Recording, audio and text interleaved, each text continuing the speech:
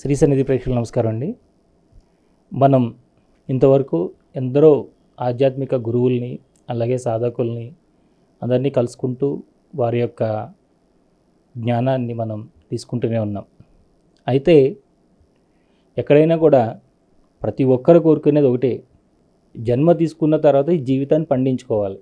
అసలు జీవితాన్ని పండించుకోవడం అంటే ఏంటి, ఏం చేస్తే జీవితం పండుతుంది, ఎలా జీవిస్తే జీవితం పండుతుంది అనే విషయాలను ఈరోజు మనతో పంచుకోవడానికి ఈ జీవిత గమనంలో తన జీవితాన్ని ఒక ప్రయోగశాలగా చేసుకుని జీవిస్తున్నటువంటి కృష్ణారావు గారు, వారు కృష్ణారావు ఫౌండేషన్ అని పెట్టి ఎందరికో వారి జీవితంలో ముందుకు వెళ్ళడానికి ఎంతో మార్గనిర్దేశం చేసి మరింతగా అందరికీ చేరువై జీవితాల్లో ఎప్పుడైనా కానీ అసంతృప్తి కానీ లేదంటే బాగా డిప్రెషన్కి లోనయ్యో లేదంటే అసలు ఏంటి జీవితాన్ని ఆలోచించే సమయంలో వారి యొక్క సలహాలు మనందరికీ కూడా ఎంతగానో ఉపయోగపడతాయి మరి. కాబట్టి వారిని ఈరోజు మన స్టూడియోకి పిలవడం జరిగింది. వారు సహృదయంతో అంగీకరించి ఈరోజు మనతో సత్సంగంలో వారు పాల్గొనబోతున్నారు. నమస్కారం గురుగారు. నమస్కారం అండి. మొదట నేను గురువుగారు అనే ఉపాధికి అర్హుణ్ణని భావించను నేను. ఎందుకంటే గురువుగారు అనేసరికి అది దానికి చాలా సాంప్రదాయం అనేది జోడించబడుతుంది కాబట్టి. నేను గృహస్థాశ్రమంలోనే ఉన్నాను, నాకు భార్య పిల్లలు ఉన్నారు. జీవితం మన అందరికీ దొరికింది. ఇది అయాచితంగా వచ్చిందా, అడగకుండానే వచ్చిందా అని మనం అనుకుంటున్నాం, ఉచితంగా వచ్చిందని అనుకుంటున్నాం. చాలామంది జీవితం ఉచితంగా వచ్చింది, ఫ్రీ ఆఫ్ కాస్ట్. బహుశా దీన్ని కూడా డబ్బులు పెట్టి కొనుక్కుంటే జీవితం యొక్క విలువ తెలిసేదేమో మనుషులకి. సో అనుకోకుండా ఈ జీవితంలోకి ప్రవేశించాం. ఇప్పుడు ఈ జీవితంలో ఏం చేయాలి, వీటిని కనుక మనం పరిష్కరించుకోగలిగితే, వీటికి సమాధానం మనం తెలుసుకోగలిగితే, ఎందుకంటే జీవితంలో అందరూ ఏదో ఒకటి చేస్తూనే ఉన్నారు. జీవితంలో ఏం చేయాలన్నప్పుడు ప్రతి ఒక్కరు ఏదో ఒకటి చేస్తూనే ఉన్నారు. పశుపక్షాదుల నుంచి మొదలుకొని మనిషి వరకు కూడా నిత్యం ఏదో ఒక కార్యక్రమాలు, actions. Every person is involved in some action or the other. వ్యాపారం, ఉద్యోగం, తర్వాత అనేక రకాల వ్యసనాలు, ఈతి బాధలు, అనేక రకమైనటువంటి వ్యామోహాలు, భయాలు, ఆందోళనలు, చాలా ఎక్స్పెక్టేషన్స్ లైఫ్లో. వీటన్నిటి మధ్య మనిషి కొట్టుమిట్టాడుతూ ఉంటాడు ప్రతి వ్యక్తి.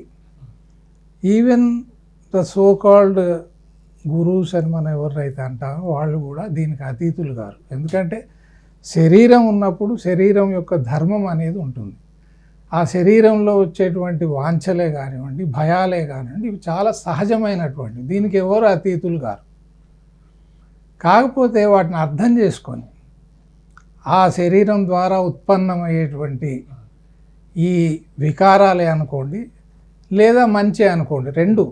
మనలో సుమతి ఉంది, కుమతి ఉంది. మనలో మంచి బుద్ధి ఉంది, చెడు బుద్ధి, రెండు ఉన్నాయి. చెడు బుద్ధి అనేక చెడు పనులను చేయమని ప్రోత్సహిస్తుంది. మన బుద్ధి అది, ఇంకెవరో అరువు తెచ్చుకున్న బుద్ధి కాదు. అలాగే మనలో ఉన్న మంచి బుద్ధి వెంటనే మనల్ని సరి అయిన దారిలో పెట్టడానికి అటు వెళ్ళకు అనేది హెచ్చరిస్తూనే ఉంటుంది. ఈ చెడు బుద్ధి, మంచి బుద్ధి రెండింటి మధ్య జరిగేటువంటి సంఘర్షణ ఏదైతే ఉందో అదే జీవితం. దీనికి ఎవ్వరూ అతీతులు గారు. ఎలాంటి వేషాలు వేసుకున్నా, ఎలాంటి భాష మాట్లాడినా, ఎందుకంటే అంతరంగంలో జరిగేది ప్రతి ఒక్క వ్యక్తికి తెలుసు వాడికి ఏం జరుగుతుంది. బయట ఎలా ప్రవర్తించినా, మేకపోతు గాంభీర్యం ఎంత ఉన్నప్పటికీ వాడి అంతరంగంలో ఏం జరుగుతుంది. అందుకే చాలా అద్భుతమైనటువంటి పదం అంతర్యామి. మనం బయట ఏం చేసినా కానీ ఏ ఉద్దేశంతో చేశాము, ఏ లక్ష్యాలతో చేశాము, ఏమి ఆశించి చేశాము, దానికి మనం ఎన్నుకున్నటువంటి మార్గాలు ఏమిటి, వాటి నుంచి ఏ ఫలితాలను మనం కోరుకుంటున్నాం, దాన్ని బట్టే మన జీవితం సఫలం అవుతుందా, సాఫల్యం చెందుతుందా, లేదా వృధా అవుతుందా అనేది ఆధారపడి ఉంటుంది. అంటే జీవితం వృధా అవడం అంటే ఏంటి గురుగారు? జీవితం వృధా అంటే, ఒక పిల్లవాడు మనం స్కూల్కి వెళ్ళమని పంపిస్తాం. ఫీజు అది కడతాం, వాడికి యూనిఫాము, పుస్తకాలు అన్నీ కొనిస్తాం. వాడు స్కూలుకు పోకుండా ఇంటి నుంచి బయలుదేరి దారిలో ఎవరు చూస్తున్నారా లేదా అని గమనించి ఒక సినిమా హాల్కి పోయి సినిమా రోజు సినిమా చూస్తూ మళ్ళీ సాయంత్రానికి ఎంచక్క ఇంటికి వస్తున్నాడు అనుకోండి. అంటే ఏ పని చేయాలని, ఏ పనిని మనం ఉద్దేశించి వాడిని స్కూల్లో చేర్పించామో అది చేయకపోతే వృధా అయినట్టే. అలాగే మనకి జీవితం వచ్చినప్పుడు దీన్ని ఎలా ఉపయోగిస్తున్నాం, దీన్ని మనం ఏ విధంగా వాడుకుంటున్నాం, మన ఆచరణ ఎట్లా ఉంది, ఆచరణను బట్టే మన జీవితం సఫలీకృతం అవుతుందా వృధా అవుతుందా అనేది తెలుస్తుంది. ఇంకా వేరే గీటురా ఏమీ లేదు. ఆచరణ అంటే ఇంకా ప్రతి ఒక్కరూ నేను ఎందుకు పుట్టాను అని తెలుసుకొని దాని వైపుగా ప్రయాణం చేయాలని అంటుంటారు కదా, అంతా కూడా. ఇప్పుడు వేదాంతం ప్రకారం హూ ఆమ్ ఐ, నేను ఎవరు అనేది అనాదిగా వస్తుంది ఆ ప్రశ్న. అది చాలా తప్పుడు ప్రశ్న. ఆ ప్రశ్నకు అర్థం లేదు. నేను ఎవరంటే నేనెవరు కనిపించేది శరీరంలో ఉండేటువంటి ఆలోచనల ద్వారా వచ్చేటువంటి కోరికలు, పుంఖానుపుంఖాలుగా వస్తున్నటువంటి కోరికలు, వాటిని తీర్చుకోలేక మనసులో వ్యధ, భయం, ఆందోళన, ఇవన్నీ సర్వసాధారణం మనుషులకి. అంటే that what we are filled with. మన చైతన్యం దేని చేత నిర్మాణం చేయబడిందంటే మన బుద్ధి, శరీరం, బుద్ధి, ఆ బుద్ధిలో వచ్చేటువంటి ప్రకంపనలు, ఆ బుద్ధిలో వచ్చేటువంటి ఆలోచన పరంపర, వాటి ద్వారా మనం చేస్తున్నటువంటి పనులు, ఆ పనుల ద్వారా వచ్చినటువంటి ఫలితాలు, ఇవన్నీ కలిపితే నేను. ఇంతకు మించి నేనేమీ లేదు. మళ్ళీ ఇక్కడ మసిపూసి మారేడుకాయ చేయడానికి ఏమీ లేదు. లోపల ఏదో ఉంది, అది అనుభవించిన వాడు చెప్పాలి. అనుభవించిన వాడు చెప్పినప్పటికీ విన్నవాడికి దానివల్ల ఎలాంటి ప్రయోజనం లేదు. మీరు మంచి వెజిటేబుల్ బిర్యానీ తిన్నారు, నాకు చెప్తున్నారు వెజిటేబుల్ బిర్యానీ తిన్నారు. నేను విని ఊరుకోవడం తప్ప నేను చేయగలిగింది ఏమీ లేదు. నాకు దాని ద్వారా ప్రాప్తించింది, దొరికింది ఏమీ లేదు. నాకేమి దొరకదు కూడా. నేనేం చేయాలి? నేను వండుకొని తినాలి, లేదా వండించుకొని తినాలి. తిన్న తర్వాత నాకు ఇంకెవరు ఏది చెప్పక్కర్లేదు. ఎందుకంటే నేను కూడా ఆ రుచిని ఆస్వాదించాను కాబట్టి ఇప్పుడు నాకు తెలుసు. జీవితం ఎప్పుడు వృధా అయినప్పుడు, జీవితంలో ఏది చేయాలో మనకు తెలియనప్పుడు వృధా అయినట్టే. ఏం చేయాలి, ఏం చేయకూడదు, ఎవరికైనా ఇదే వర్తిస్తుందండి. ఎంతటి మహాత్ముడైనా వారికి కోటాను కోట్ల మంది శిష్యులు ఉండొచ్చుగాక, వారు వేలాది గ్రంథాలను రచించి ఉండొచ్చుగాక, వాళ్ళు అనర్గళంగా అనేక ఉపన్యాసాలు ఇస్తుండొచ్చుగాక, కానీ ఆ వ్యక్తి కూడా ఏది చేయకూడదో, ఏ పని అయితే చేయకూడదో ఆ పనిని తలపెట్టి దాంట్లో ఎప్పుడైతే తలమునకలవుతాడో వాడి జన్మ వృధా అయినట్టే. అంటే ఈ సృష్టిలో చేయకూడనివి, చేయదగినవి అన్ని 2 రకాల పనులు ఉంటాయి గురుగారు. తప్పకుండా. ఏదైతే నాకు ఇతరులు చేయాలని అనుకుంటారో నేను అది ఇతరులకు చేయాలి కదా. చూడండి, చాలా సింపుల్. పెద్ద వేదాంతం కూడా తెలవాల్సినటువంటి అవసరం లేదు. నేను సమాజంలో జీవిస్తున్నప్పుడు ఎన్నో విషయాల్ని ఇతరుల నుంచి ఆశిస్తాను. ఇతరులు నాకు ఈ విధంగా చేస్తే బాగుంటుందని భావిస్తాను. చిన్న ఉదాహరణ, నేను ఒక ఆటో ఎక్కుతాను రాత్రి 12 గంటలకి. వీడు క్షేమంగా నన్ను ఇంటికి చేరుస్తాడని భావించి ఆటో ఎక్కుతాను తప్ప దారిలో వీడు నన్ను ఆపి కత్తితో పొడిచి నా దగ్గర ఉన్న 4 డబ్బులు లాక్కొని, గడియారం, ఉంగరాలు లాక్కొని పోతాడని అనుకుంటే నేను ఆటోనే ఎక్కను. అంటే జీవితంలో ప్రతి సందర్భంలో మనం సమాజం నుంచి, విశ్వం నుంచి, ప్రకృతి నుంచి ఏదో ఒకటి ఆశిస్తూనే ఉన్నాం. అలాగే మనం ఇతరులకు కూడా చేయాల్సినటువంటివి అలాగే ఉన్నాయి. ఇతరులు నాకేమేం చేయాలని నేను ఎలాగైతే అనుకుంటానో నేను ఇతరులకు చేయాల్సినవి కూడా అలాగే ఉన్నాయి. ఎప్పుడైతే నేను అవి చెయ్యనో నా జీవితం నిష్ప్రయోజనం అయినట్టే. అంటే మనం చేసినా చెయ్యకపోయినా ఈ సృష్టి క్రమం అనేది జరుగుతుందా, ఆగిపోతుందండి? నా పాత్ర ఏమిటి మరి? నేనెందుకు పుట్టానట అనే ప్రశ్న వస్తుంది. అవును. అంటే నా జన్మకు కూడా ఏదో ఒక ప్రయోజనం ఉండాలి. నేను ఊరికే ఆ ఫ్యాన్ లాగా, తిరగని ఫ్యాన్, అది కూడా తిరిగే ఫ్యాన్, దానివల్ల ఎంతో కొంత ప్రయోజనం ఉంది. అలాగే 3 కాళ్ళ కుర్చీ, దాని మీద ఎవడు కూర్చోలేడు, మూలన పడి ఉంది. దానికి నాకేం తేడా ఉంది మరి? కాబట్టి నేను ఎప్పుడైతే జవసత్వాలు ఉన్నటువంటి వ్యక్తిగా, మానవుడిగా, మనిషిగా, ఎందుకంటే ఉత్తమ జన్మ అని అందరూ చెప్తూ వచ్చారు. కాబట్టి నేను ఎవరు కంటే కూడా నేను ఇలా ఎందుకున్నాను అనే ప్రశ్న చాలా ఉత్తమమైనటువంటి ప్రశ్న.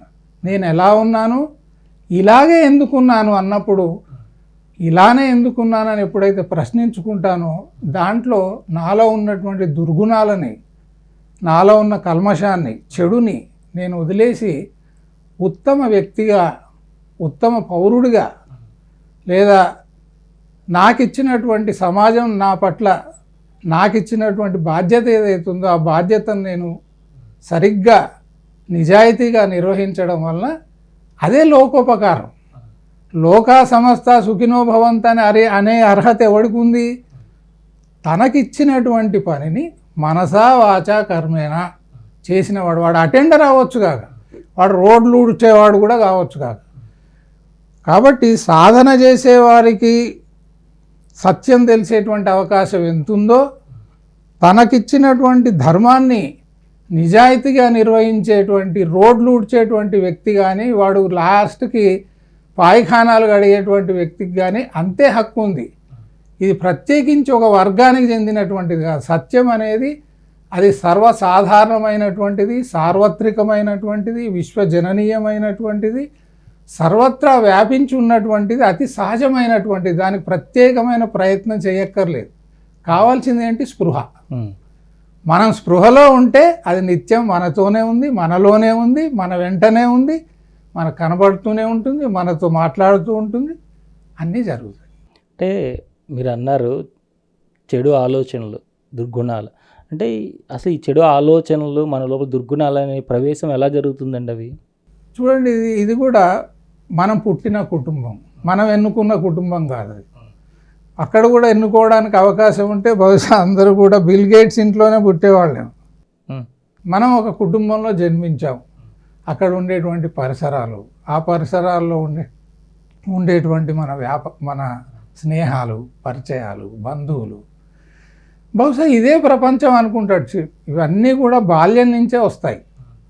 బాల్యంలో పిల్లవాడికి దుర్గుణము, సద్గుణం అనేటువంటి తేడా తెలియదు వాడికి. పాపం ఇది సహజంగా ఇలాగే ఉంటారేమో అనుకుంటాడు వాడు, అలాగే ప్రవర్తిస్తాడు. అవేమవుతాయంటే మన మెదడులో నిక్షిప్తమైపోతాయి. ఎందుకంటే సంవత్సరాల తరబడి అవే చేస్తూ వచ్చాం కాబట్టి పెద్దగా అయిన తర్వాత కూడా వాటికి మనం దూరంగా ఉంచుకునేటువంటి సామర్థ్యాన్ని కోల్పోతాం, వాటిని అధిగమించలేకపోతాం. ఎందుకంటే ఇప్పుడు అలవాటుకు గురయ్యాం. ప్రతిదీ అలవాటేనండి. ఇప్పుడు ఒక వ్యక్తి 6 గంటలు పద్మాసనంలో కూర్చుంటున్నాడంటే మొదటి రోజు కూర్చోలేదు కదా. మొదటి రోజు ఏ రోజు అయితే ప్రయత్నం చేశాడో ఆ రోజు 6 గంటలు కాదు కదా, 6 నిమిషాలు కూడా కూర్చొని ఉన్నాడు బహుశా. అంటే ఏదైనా కానీ సాధన ద్వారా ఈ దేన్నైతే మనం పదే పదే చేస్తూ పోతామో అది మనలో ఒక భాగం అయిపోతుంది. మంచితనం కూడా అంతే. కథ కూడా ఉంది కదండి ఒకటి, ఏది తేలు తర్వాత కప్ప కథ. ఒక కప్పట అది ఒక కాలువని పక్క నుంచి నడుస్తూ వస్తుంది. ఆ నీటి ప్రవాహంలో ఒక తేలు కొట్టుకొని పోతుంది. ఇది చూసిందట కప్ప. చూసి అయ్యో దీన్ని రక్షిస్తే భూతదయ, నాకు ఇంత పుణ్యమైనా వస్తుంది కదా, ఈ పుణ్యం వల్ల నేను ఉత్తమ జన్మలు ఏమైనా పొందుతానేమో, అలాంటివి ఉన్నాయి కదా నమ్మకాలు అని అనుకొని ఆ తేలుతో అన్నదట, నువ్వు విషపురుగువి నాకు తెలుసు, నీ విషయం వల్ల ఏ ప్రాణైనా కానీ ఇబ్బందికి గురవుతుంది, అలాంటి చిన్న ప్రాణం అయితే చచ్చి ఊరుకుంటుంది, నువ్వు కొట్టుకుపోతున్నావు, నేనేం చేస్తానంటే నా భుజం మీద, నా వీపు మీద ఎక్కించుకొని నిన్ను ప్రవాహానికి అవతల వదులుతాను. కానీ నువ్వు ఒక వాగ్దానం చేయాలి. ఏంటి?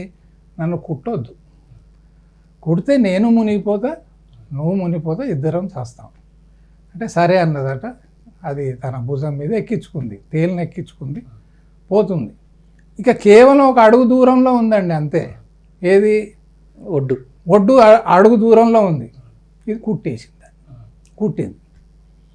కుట్టేసరికి విషం శరీరం అంతా పాకింది. ఇది మునిగింది, అది మునిగింది, చస్తున్నారు.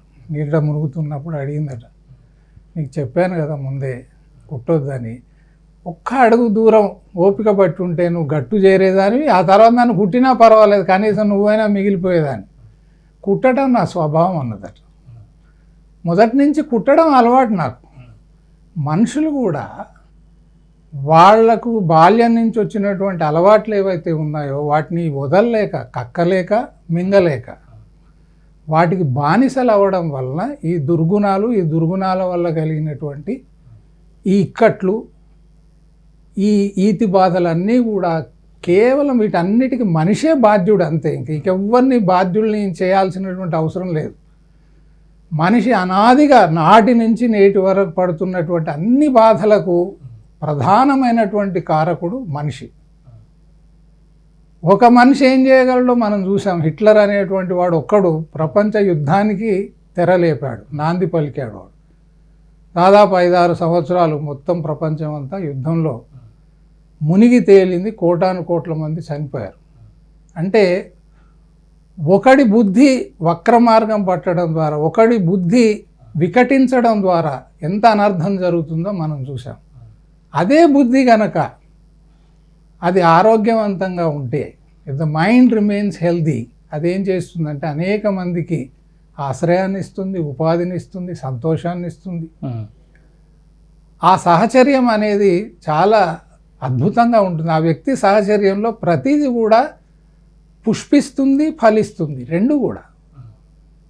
అది లేకపోవడం వల్ల ఇది అంటే మనం ఎక్కడి నుంచి వచ్చాం, ఫస్ట్ మొదట ఏమనుకున్నామంటే ఈ జన్మలో ఏం చేయాలో, జన్మ అయితే వచ్చింది, ఏది చేయాలో ఏది చేయకూడదో తెలియకపోవడం వల్ల ఇన్ని అనర్థాలు జరుగుతున్నాయి.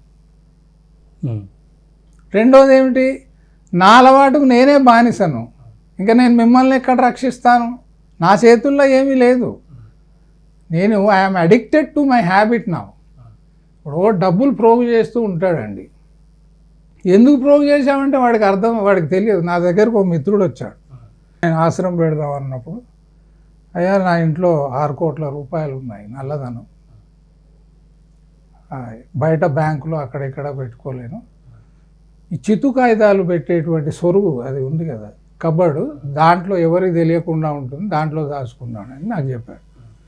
నేను విని ఊరుకున్నాను. కాసేపు అయిన తర్వాత ఏమన్నారేం సార్ అన్నాడు. ఏమనాలన్నా, ఏమనాలి చెప్పండి, మీరు విషయం చెప్పారు, నేను విని ఊరుకున్నాను. ఇప్పుడు ఏం చేయమంటారు, ఏం చేద్దామని సంపాదించావో నువ్వు చెప్పాలి కదా. ఏం చేద్దామని సంపాదించావు, ఏ రకంగా సంపాదించావు, ఎంతమంది నోళ్ళు కొట్టి సంపాదించావు, అది నీకు తెలియాలి. ఇప్పుడు అకస్మాత్తుగా నువ్వు ఉత్తముడు అయిపోయి నా దగ్గరికి వచ్చి ఏం చేయమంటారు అంటే నేనేం చెప్పాలి, నాకు ఇవ్వమని నేను అడగను కదా, మీరు ఆశ్రమం అది అంటున్నారు కదా. ఇది కూడా అండి ఒక విషయం మీకు మనవి చేయదలిచాను నేను. ఏంటంటే ఓ గురువులు ఇప్పుడు ఎంతోమంది ఉన్నారు కదా, ఎవడైనా ఒకడు విరాళం ఇస్తే అసలు విరాళం ఎక్కడి నుంచి ఇస్తున్నావు, ఎందుకు ఇస్తున్నావు, నీకు ఇంత డబ్బు ఎక్కడి నుంచి వచ్చింది అని ఎవరైనా అడుగుతున్నారా అండి? అంటే మీరన్న విషయంలోనే వాళ్ళు అడగట్లేదు ఏమో. ఏంటంటే పుట్టుకతో వచ్చినటువంటి బుద్ధి మారి తనంతా తాను తెలుసుకుని ఇది ఇస్తున్నాడేమో అనుకున్న విషయం మీద వాళ్ళు అడగట్లేదేమో. అది అయినా అడగాల్సిందే కదా, అదైనా అడగాల్సిందే. ముందున్నటువంటి లక్షణాలు తెలుసుకుని అది మారి మనిషి తనంతా తాను తెలుసుకోవాలని మీరు ఏదైతే అన్నారో అలా ఆ విధంగా వాళ్ళు మారి ఉండొచ్చు కదండి. అయినా నేను ప్రశ్నించాలి కదా, నా బాధ్యత అది. మీరు ఒకటి ఇస్తున్నారు, ఇప్పుడు ఇంకొకటి అండి, ఈరోజు ఇది ఇచ్చారు, స్వీకరించారు, రేపు ఇంకొకటి వచ్చి ఇంకోటి మద్యం ఇస్తాడు, మంచి మద్యం ఫారెన్ నుంచి తీసుకొచ్చిన లిక్కర్ అని గురువు గారు అతి ప్రేమగా ఇస్తాడు. అది కూడా ప్రేమతో ఇచ్చాడని తీసుకోలేం కదా. అంటే వాళ్ళు విచక్షణతో ఉంటారు కదండి. ఇక్కడ కూడా ఉండాలి నేను అనేది. వాళ్ళకి తెలుసు కదా, విచక్షణతో ఉన్న వాళ్ళకి ఏది అడగాలి ఏది అడగకూడదో తెలుసు కదా. కోట్ల రూపాయలు, లక్షల రూపాయలు ఈరోజు విరాళంగా ఇచ్చేటువంటి మహాభక్తులు ఉన్నారు, మహారాజా పోషకులు ఉన్నారు. వాళ్ళని అడిగేటువంటి స్థితిగతులు వీళ్ళకు ఉండాలి. లేవంటే దాని అర్థం ఏంటి, వీళ్ళు కూడా ఆశపడుతున్నట్టే. ఇంకా దాంట్లో ఏమి మనం దాచడానికి కుండ బద్దలు కొట్టినట్టు చెప్తున్నాడు. ఇప్పుడు వాడు అదే డబ్బుని ఒక స్వామీజీకో గురువు గారికో లేదా ఇంకొక ఆశ్రమానికో తెచ్చి ఇవ్వకుండా దీన్ని తీసుకెళ్ళి ఉగ్రవాదులకు ఇచ్చాడు అనుకోండి, వాళ్ళు దేనికి వాడతారు? ఇదే ఆశ్రమంలో ఏ గురువులు వీటికి ఇస్తే వీళ్ళు దేనికి వాడతారు? అంటే మంచి ఇక్కడ చూడండి, మనిషిని మొట్టమొదట పాపం చేయకుండా రక్షించేటువంటి జ్ఞానం మనకు లభించాలి. ఫస్ట్ మనిషి పాపి కాకూడదు. వాణ్ణి పాపిగా చేసి తయారు చేసిన తర్వాత మళ్ళీ ప్రక్షాళన ఎందుకు? పాపిగా అయిపోయి ఉంటాడు కదా మీరు అన్నట్టుగా. చిన్నప్పటి నుంచి వాడుకున్నటువంటి కుటుంబ పరిస్థితుల్లో ఆ స్థితుల్లో వాడు అయిపోయి ఉన్నాడని మీరే అంటున్నారు. వాడు ఏంటో తెలుసుకోకుండా. అంటే వీళ్ళు కొత్తగా తయారు చేసింది ఏం కాదు, వాడు తయారీ వచ్చాడు ఆ విధంగా. ఇక్కడ కావాల్సింది ఏంటి? పరివర్తన. మీ విరాళంగా ఒక వ్యక్తి మీ దగ్గరికి వచ్చినప్పుడు ఒక వ్యక్తి చెప్పిన దాని ప్రకారాన్ని దాన్ని సమూహానికి అన్వయించడం అనేది. నేనే ప్రపంచం అండి. ఇక్కడ అది కూడా మంచి ప్రశ్న వేశారు మీరు. ప్రపంచం నేను వేరు కాదు, ఇది నేను నిర్మించుకున్న ప్రపంచమే. ఇదేమి నాకు కొత్త ఏం కాదు. కాబట్టి నేను ఎవరికి ఆశ్రయం ఇస్తున్నాను, ఎవరిని చేరదీస్తున్నాను, ఎవరిని దూరంగా ఉంచుతున్నాను, ప్రతిదీ కూడా నా ఎరుకలో జరుగుతున్నదే. అంటే మీ ప్రపంచంలో ఉన్న వాళ్ళందరూ మీ వాళ్ళు అయి ఉంటారుగా. నా ప్రపంచం అంటే ఈ ప్రపంచం మీది, నాది, వారిది, ప్రతి ఒక్కరిది కూడా. ఈరోజు ప్రపంచంలో అశాంతి ఉందని అంటే ఆ అశాంతికి ప్రధానమైనటువంటి కారకులలో నేను కూడా ఒక్కడనే. నేనేం అతీతుడిని కాదు. ఎందుకంటే నేను గతంలో నుంచి ఇప్పటి వరకు నేను కూడా ఎన్నో చేసి ఉంటాను. నేను కూడా ఎంతోమందితో ఏ విధంగా అంటే ధర్మంగా అధర్మంగా ప్రవర్తించి ఉంటాను. నేను తప్పకుండా ప్రవర్తించి. శాంతి అనేది మీరు బయట చూస్తున్నారా, లోపల చూస్తున్నారా? సార్, లోన ఉన్నదే బయటకు వస్తుంది సార్. బయట నుంచి లోనికి ఏది రాదు. గమ్మత్ ఏంటంటే ఇది కూడా అద్భుతం నిజంగా. We can go in to this, దీంట్లోకి వెళ్ళొచ్చు. నా లోన ఏదైతే జరుగుతుందో దాన్నే నేను బయట చూస్తాను. ఇది ఎలాంటిదంటే మనం వేసుకున్న కళ్ళద్దాల్లాగా. నేను రంగురంగుల కళ్ళద్దాలు వేసుకుంటే, నేను గులాబీ రంగు కళ్ళద్దాలు వేసుకుంటే ప్రపంచం అంతా గులాబీ రంగులోకి మారిపోతుంది. నిజానికి అలా లేదు అది. అలాగే నా ఆలోచనల ద్వారా కలిగేటువంటి ప్రేరణ, ఆ ప్రేరణకు నా యొక్క సంకల్పం, ఆ సంకల్పం ద్వారా నేను చేపట్టేటువంటి కార్యక్రమాలు, ఇవన్నీ వెలసి ప్రపంచం.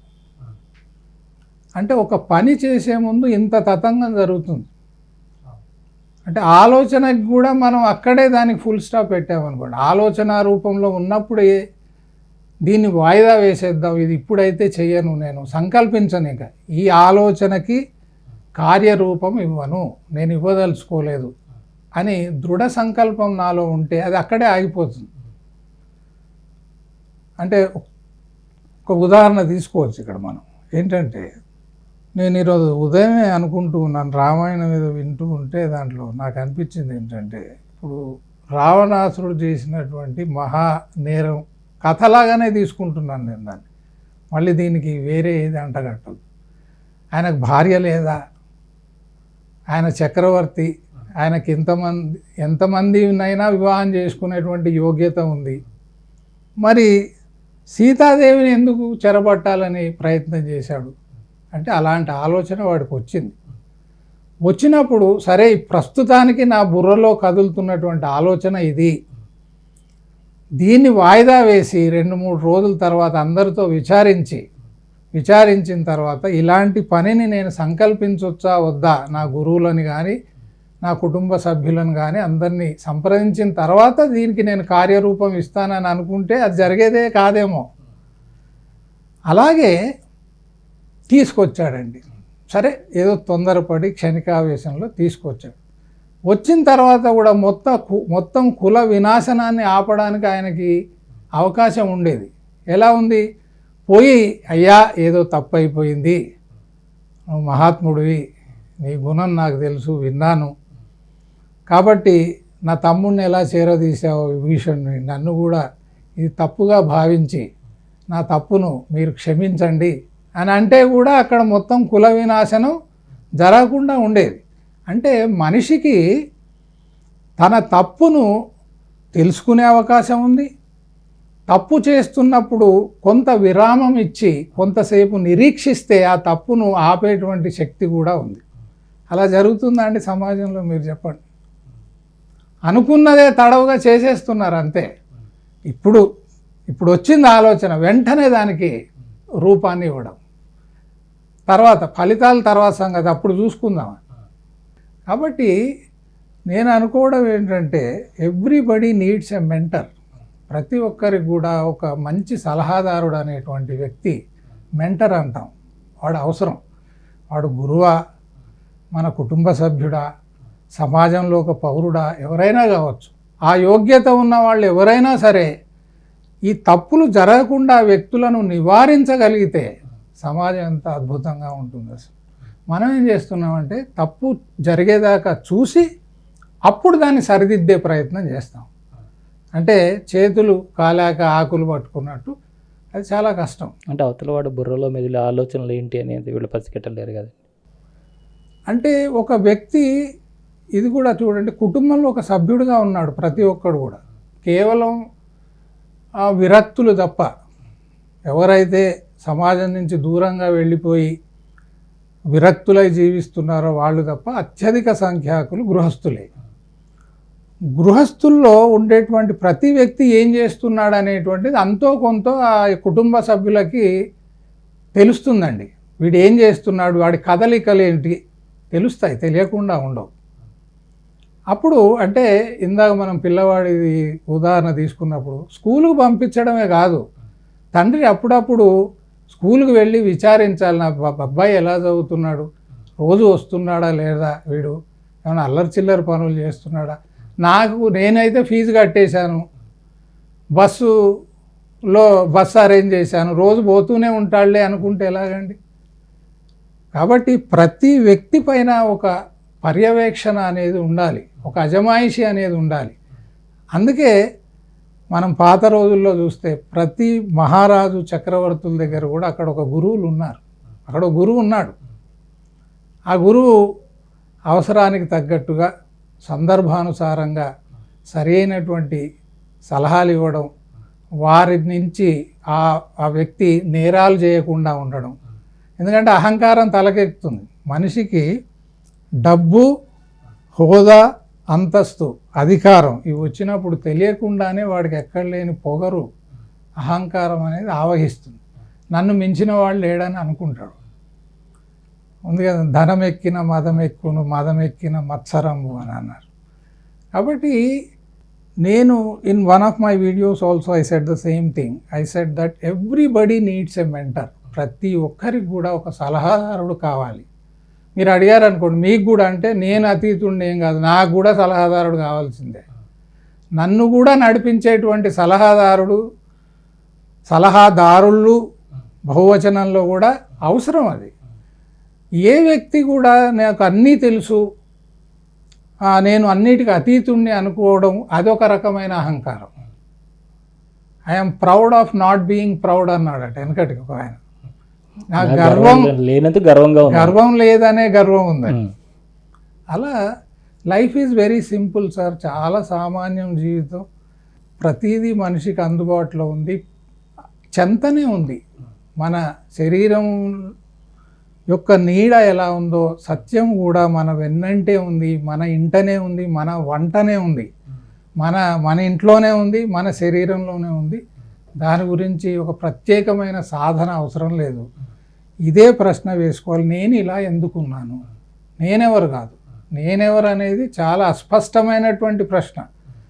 అది విని విసిగిపోయాం. దాంట్లో ఏం పసలేదు. నేతి బీరకాయలో నెయ్యి లేనట్టు నేనెవరు అనేటువంటి ఈ యొక్క వేదాంతపరమైనటువంటి ప్రశ్నలో బలం లేదు.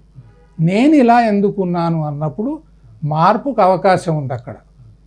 నేను ఎప్పుడైతే దుర్గుణాలను వదిలించుకుంటానో అయిపోయింది నా పని, ఫినిష్, ఇంకేమీ లేదు. ఎప్పుడైతే వ్యక్తి సద్గుణుడు అయిపోయాడో, మంచి నడవడిని కలిగి ఉన్నాడో, వాడు ఎప్పుడు ధర్మం వైపే వెళ్తాడు, ఇంకా వాడు ఇంకో వైపు వెళ్ళలేడు. అంటే నేను ఎవరు అని ప్రశ్నించుకుంటూనే నేను ఇలా ఎందుకున్నానని ప్రశ్నించుకోవడంలో తప్పలేదు కదండి. అంటే రెండో ప్రశ్న రావడం లేదు. నేను అనేక మందిని కలిసినప్పుడు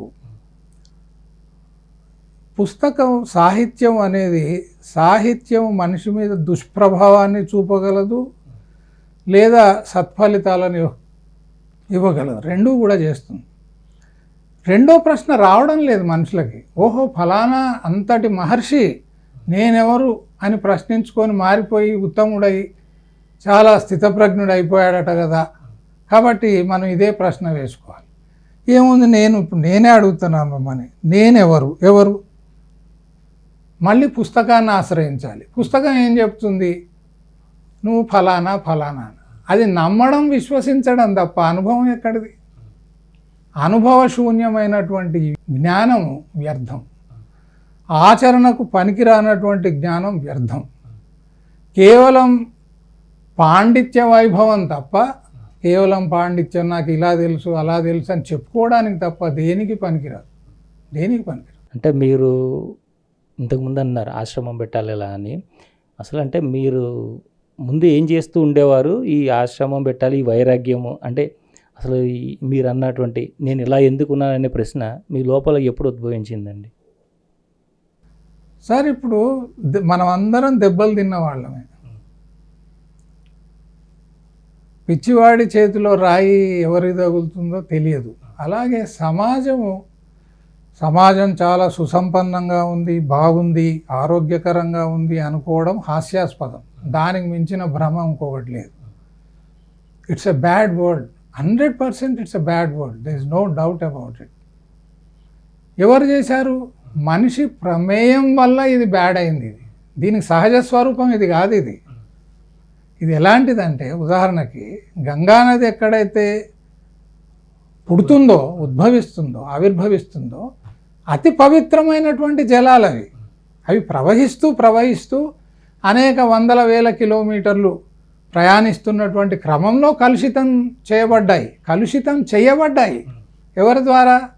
మళ్ళీ ఈయననే, మహానుభావులు, మనుషులే. అదే ఈ లోకానికి హాని చేయగలిగిన మనిషే, ఈ లోకానికి మేలు చేయగలిగిన మనిషే. కాబట్టి ఇప్పుడు మనిషి తను నిర్ణయించుకోవాలి ఎటువైపు వెళ్ళాలి, తన ప్రయాణం ఎటువైపు, అంతే కదా సార్. సో అది మనకి ఏ రోజైతే తెలుస్తుందో, చూడు ఈరోజు నాకు బలం ఉందని నేను మీకు హాని చేశాను, కానీ నాకంటే బలవంతుడు కూడా ఒకడు ఉన్నాడు, వాడు తప్పకుండా నాకు హాని తలపెడతాడు, వాడు తలపెట్టకుండా ఉండడు. కాబట్టి నేనే ప్రపంచం, నాలాంటి వాళ్ళ యొక్క సమూహమే ఈ ప్రపంచం, నాలాంటి వ్యక్తుల యొక్క సముదాయమే ఈ ప్రపంచం. రూపాలు వేరు, శరీరంలో రూపాలు వేరు, రంగు ఇవన్నీ. కాబట్టి సత్యం అనేది రూపమా? కాదు కదా. సత్యం కేవలం పేరా? కాదు కదా. పేరు కూడా కాదు. ఎందుకంటే పేరు, ఒక ముస్లిం కుటుంబంలో జన్మించినటువంటి వ్యక్తి తల్లిదండ్రులు చనిపోయి అనాథగా అవుతే అనాథ శరణాలయంలోకి పోయాడు. అతన్ని ఒక హిందువులు దత్తత తీసుకున్నారనుకోండి, వాడికి హిందూ పేరు పెడతాడు. కానీ పుట్టుకతో ఎవడికి మతము లేదు, కులము లేదు. అందులో జన్మించినప్పుడు ఆ వారసత్వం కింద వచ్చాయి. ఆ తల్లిదండ్రులు అలాంటి అభిప్రాయాలను కలిగి ఉన్నారు కాబట్టి ఆ పేరు, ఆ రకమైన అలవాట్లు, ఆ రకమైనటువంటి పెంపకం, అంతే కదండి. అంటే ఆ పుట్టుకు కారణమైనటువంటి ఆ సెల్స్తో వీళ్ళకేమో సంబంధం లేదు. మనం సెల్స్ అంత లోతుగా వెళ్ళాల్సిన అవసరం లేదు. ఏదైతే బాహ్యంగా మనకు స్పష్టంగా కనిపిస్తుందో, వెల్లడి అవుతుందో, ఇట్ ఈజ్ ఓపెన్. ఏదైతే మన కళ్ళకి, మన అనుభవానికి వస్తుందో, మన పంచేంద్రియాలకి అనుభవంలోకి వస్తుందో, దాన్ని మనం ప్రశ్నించాల్సిన అవసరం లేదు. ఎందుకంటే అది చాలా ప్రస్ఫుటంగా, చాలా కొట్టొచ్చినట్లుగా ఉంది మన ముందు. దాన్ని మనం, you cannot deny the fact. మనం ఇందాక అనుకున్నాం, ప్రపంచమే దుర్మార్గమైనటువంటి ప్రపంచం మనమే నిర్మాణం చేసుకున్నాం. మనం నిర్మాణం చేసుకున్నదే, కష్టపడి నిర్మాణం చేసుకున్నాం. దీన్ని కూడా అంత తేలిగ్గా రాలేదు. కాబట్టి is it the best possible world? Another question which we have to ask for our selves is, ఇంతకంటే మంచి ప్రపంచాన్ని నిర్మాణం చేసుకోవడంలో మనం అసమర్థులమా? పెద్ద క్వశ్చన్ మార్క్. మనం అణ్వాయుధాలు తయారు చేస్తున్నాము, మార్స్ మీదకి రాకెట్ను పంపించాం, ఇవన్నీ చంద్రమండలానికి వెళ్ళాము, ఇప్పుడు అక్కడ కాలనీ కట్టాలనుకుంటున్నాం, అన్నీ బాగానే ఉన్నాయి. ఉన్న భూమిని సంరక్షించుకోలేనటువంటి అసమర్థులం మనం. ఇప్పటికీ మనిషికి తెలిసినటువంటి ఏకైక ప్లానెట్, ఒకే ఒక ప్లానెట్, అక్కడ జీవం ఉన్నటువంటి ప్లానెట్ ఇదే కదా ఇప్పటివరకు.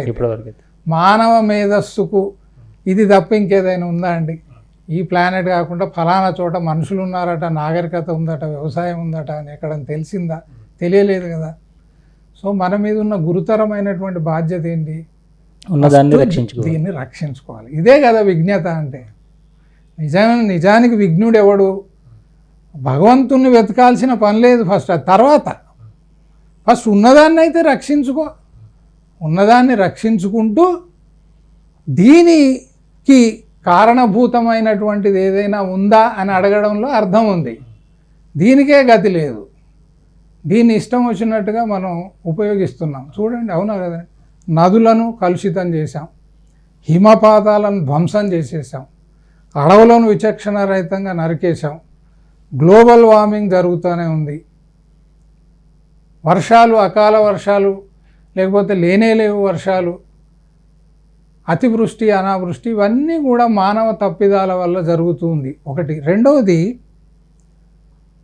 ప్రతి ఒక్కడు కూడా తనకి అభద్రతా భావాన్ని ఆపాదించుకొని నాకు భద్రత కావాలని అనుకుంటున్నాడు. దేనికండి? నాకు ఎవరి నుంచి భద్రత? మీరు చెప్పండి. భద్రత ఎవరి నుంచి?